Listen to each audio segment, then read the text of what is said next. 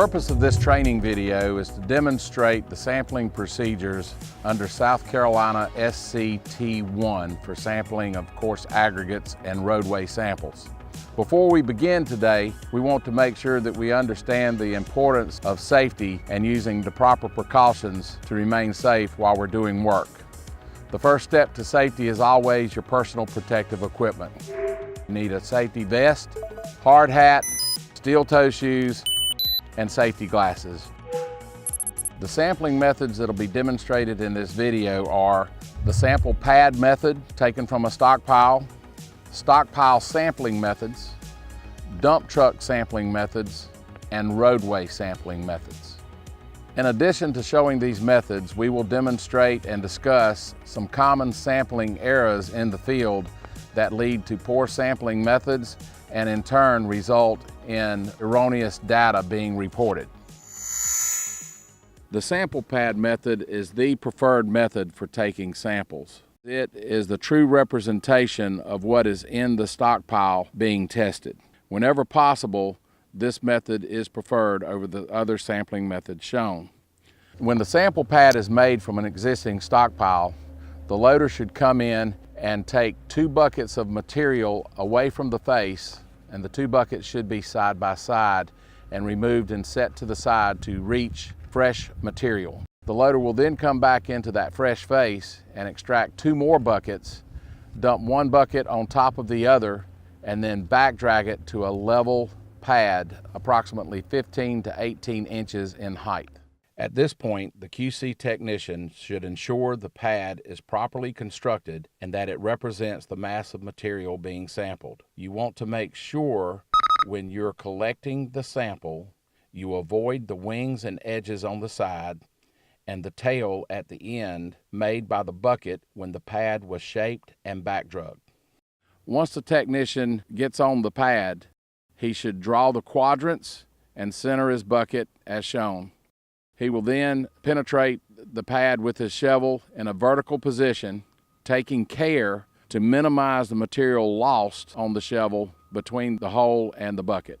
As you can see in the video, the technician is taking 1 shovelful from each of the 4 quadrants to achieve the minimum 40-pound coarse aggregate sample required under the standard.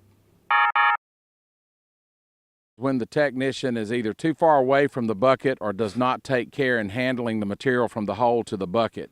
As you can see, the material is falling off the shovel, and this segregates the sample and compromises the integrity of that sample.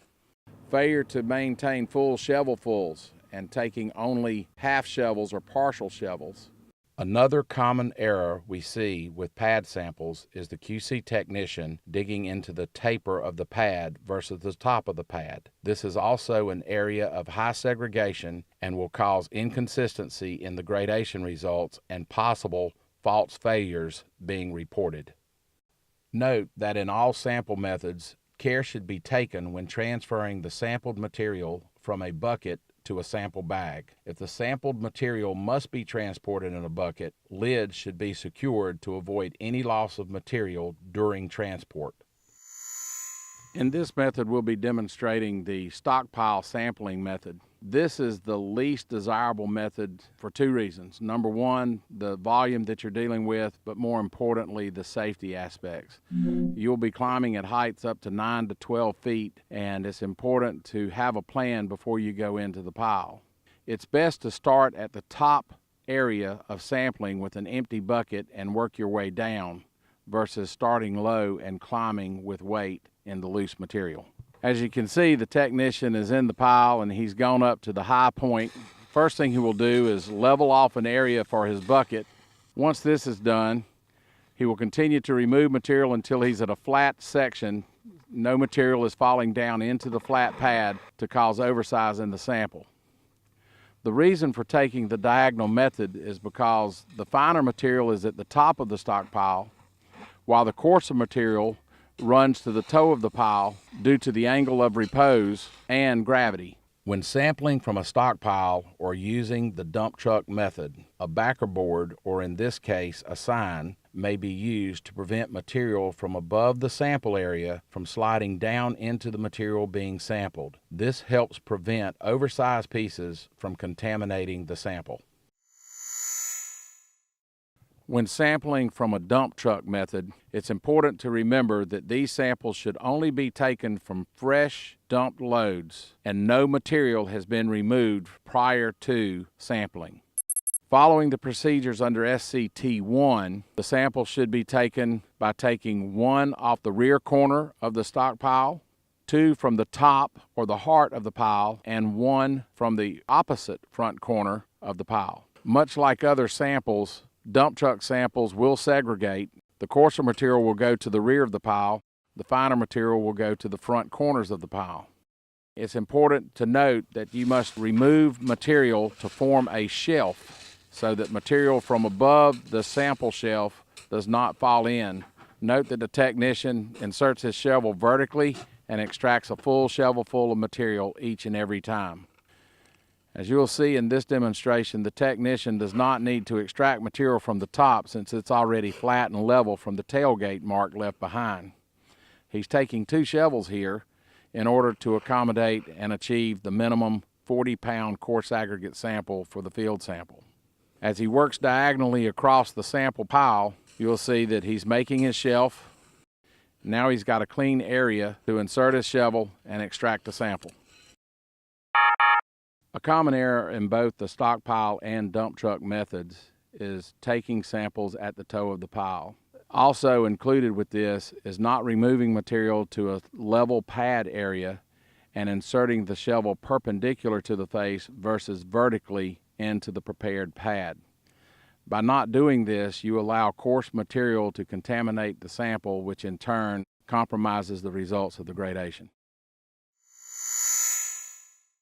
When taking roadway samples, the first step is to determine the location of the roadway sample through the random stations. The sample will be taken at the full depth of the lift, whether that's 6, 8, or 10-inch depths. Samples should be taken after placement and shaping and before compaction efforts begin. This procedure will demonstrate the use of a sample ring. The technician will start by placing the sample ring at the first location, making sure to stay a minimum of 2 feet off the edges and any seams where segregation is most severe.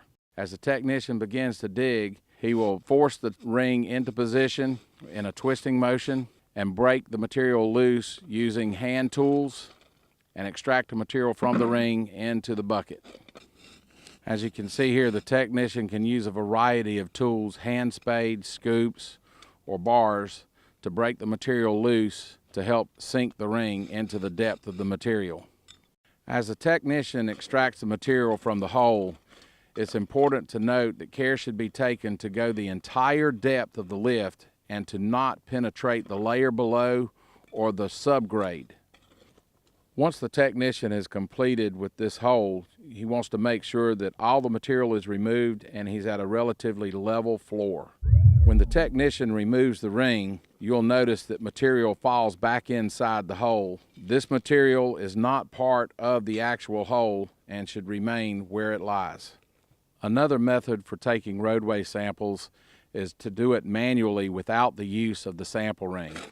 Here you will see the technician using a round-pointed shovel to initiate the hole, and he will work around the perimeter of the hole to establish the size and then begin to go to the depth of the lift. As the technician digs, the hole is somewhat tapered, and this will help minimize the amount of material that falls back in the hole through gravity. Once the initial hole is made, the technician will then go to hand tools to finish taking the material out of the hole.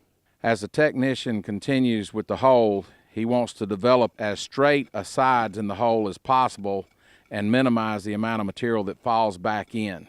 Care should be taken to remain tapered at the top and straight at the bottom.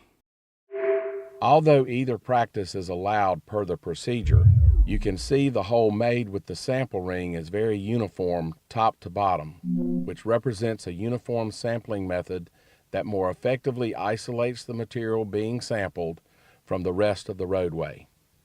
In the hole taken manually without the sample ring, you'll note the sidewalls are somewhat more tapered. This is done in order to eliminate additional material from falling into the hole that could compromise the gradation results by allowing too many coarse particles in the sample that are not actually part of the hole itself. This is called cross-contamination and could compromise the test results. Either method is acceptable, but extra care should be taken when not utilizing the sample ring to prevent other material and oversized pieces from falling into the hole. This can result in non-representative samples. Some of the common errors seen with taking roadway samples are collecting the samples too close to the edges where segregation is worse, digging through the lift depth into the subgrade below and contaminating the base material with raw material or earth, not taking the proper size sample, only going partial depth, taking the sample before placed and shaped properly and to the pre-compacted grade, or taking the sample after compaction. Neither of these are allowed by the standard. Another common error is the use of incorrect tools while pulling samples.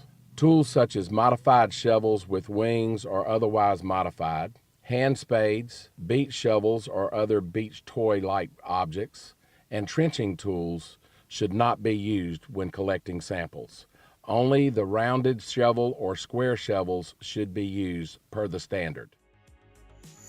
As you have seen in the demonstrations shown today, it's important to follow the approved sampling methods when taking field samples.